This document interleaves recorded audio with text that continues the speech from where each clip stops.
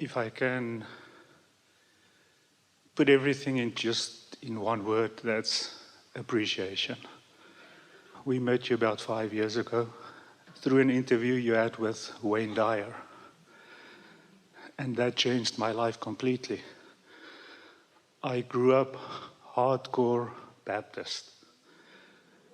So this entire experience rocked all my religious beliefs and everything. I was always passionate, know that there was much more. And I'm still passionate in that Christian belief. What I want to do now, going forward, is this liberty, this daily getting rid of old bondages, to get that message out to my friends and family in a way that's going to be acceptable to them. That's my first question. How will I be able to do that? If I read the Bible now, it just opens, I read something different to what I read 20 years ago. When I read, I'm the way, the life, and the truth, I see it all in the sense of alliance. What you're talking about is you're at a different vibrational place, and so when you read it, you receive it differently. And it's the same with all of these people that you are wanting to assist in feeling better too. But you said the most important key words. You understand that if they're not asking, then your answer is annoying. Because whether they understand it or not, there is no law of assertion. So when you find something that you feel has set you free, you feel your connection with your inner being in a stronger way than you ever did before, and you try to explain it to someone that isn't asking for that, they will misunderstand your offering as something that is offense, and they will get defensive. And when they get defensive, you know what happens? They get disconnected from their own inner being. And so what we would like you to just ponder a little bit is, in the same way that your inner being called you through your path of least resistance to something that is meaningful and helpful, everyone else's inner being is doing the same. So when you live in your joy and you don't try to assert information, instead you let law of attraction bring those who are ready, then you have a much more satisfying experience, and so do they. Also, we'd like to say to you that we want you to hear this the way we mean it, so we have to set you up a little bit for it. We have only respect for all religion, because there is something for everyone wherever they are ready to receive. Esther said to us in the beginning, Abraham, why are they lying? And we said, if everyone were in exactly the same place, then only one teacher would ever be necessary. But people are in different places of understanding, and we do not mean by that, we do not mean to imply that we see ourselves as more evolved or more revered as teachers than any of those ministers in any of those churches. That is not what we mean. What we mean is law of attraction will bring everyone right to where they are vibrating. Maybe not right to where they are wanting to be, but right to where they are vibrating. That was the setup so that you will understand what we mean by this example. If you saw a little baby learning to walk and he kept falling down, you wouldn't say, get up, you little dummy. You would understand that he's finding his balance, and that's what so much of your early life does for you. In other words, so many people that find themselves in religions are there because their parents and their parents before and their parents before and their parents before were. It's easy to understand why, but there is value everywhere. And most of the value that comes, people want to talk about their children in school, and we like to interchange or exchange the word school with prison on a regular basis because they have so many similar characteristics. And religions are a little bit that way too.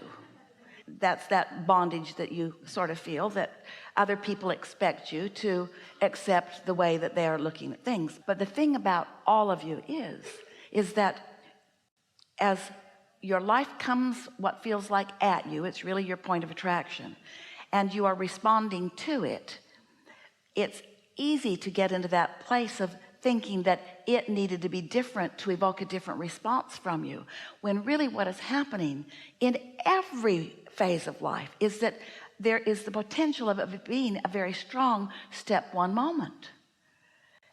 What humans misunderstand about what they call God, about what we call source, about what we call life, about what we call the universe, is humans, for the most part, especially those who are involved in religion and believe that they must stay right there. We don't want you to stay right here either. We want you to get out and do what you know to do. They, in a pretty regular basis, feel like they are under some obligation from before to be there. And this is the most important thing that they think that is a flawed premise. They think that God is perfect and complete, and that they are here as sinners and incomplete to prove their worthiness to something that has already got it all figured out. And instead, what is really going on is that humans are magnificent extensions of this source energy, and through their leading edge exposure to life, they're coming to new awarenesses and new desires, so that all of that, if you want to call it religion, must be moving forward. It's expanding. So even sacred texts, and there are so many that are regarded that on your planet, must be understood as still evolving. Why would anyone want to dig up some old text that was written for those who were living a very long time ago under very different conditions with very different contrasts that caused them to ask for very different things, and then try to make that the book by which they live their life, when every single one of them has an inner being within them who has moved forward every bit of expansion that they have experienced? Your inner being is standing there with the whole of who you have become, reveling in all that you are and calling you forward. And we also want to say to you, a lot of people meet up with that inner being when they are in church, because they go, they feel reverence, they feel respect, they feel common love for the people around them, they get tuned in, they sing, they revel in the good things of life, they reach for good feeling thoughts, and they often find alignment. And in that alignment, they find connection to their inner being. So we'll go this far with you. You can meet your inner being in church, but you don't have to go to church to meet your inner being. And why nitpick where people are meeting up with who they are? You see. But we know what you're getting at to this extent. Sometimes people in their fear gather together in clusters and become obnoxious. And then they want to boss you around and tell you what you should do. They want to replace your guidance system with them, with their old stale texts, with their own old stuff. And that doesn't resonate with you either. But you can't just take a whole concept and say all bad. Let's look at it this way. So in the humaning thing that we're teasing you about, but we mean it really seriously, what humans want to do is they want to take all the manifestations, and by that we mean all the things that have turned from thoughts to things, all the furthest manifestations of life, which is what you've all come. This leading edge where thoughts turn to things is so delicious. It's what you all came for. But you want to take them and you want to sort them into piles. So you've got Republican piles and Democratic piles, and you have different gender piles, and you have different sexuality piles, and you want to divide everything into those piles and then debate the rightness or the wrongness of the pile that you're not in, the wrongness of the pile you're not in, and the rightness of the pile that you are in.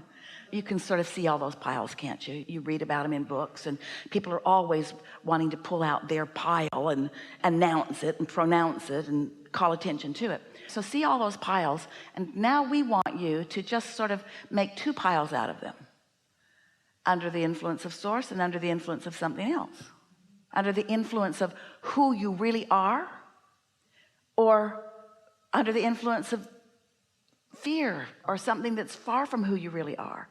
And then we also want to call to your attention that every one of those piles, no matter what religious pile it is, or no matter what political pile it is, or no matter what pile it is, has some who are under the influence of their inner being and some who are not, right in there.